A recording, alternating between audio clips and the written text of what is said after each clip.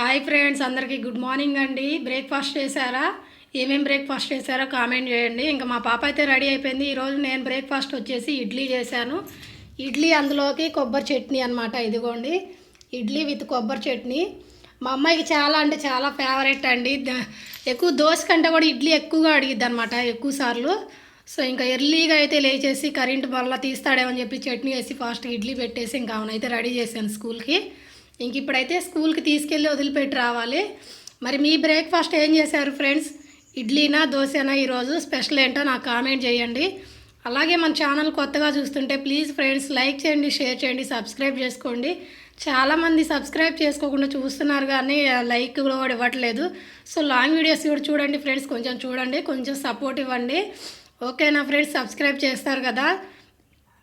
మరి ఇంతకీ మీ బ్రేక్ఫాస్ట్ ఏం చేశారో నాకైతే కామెంట్ చేయండి. ఓకేనా? Bye friends.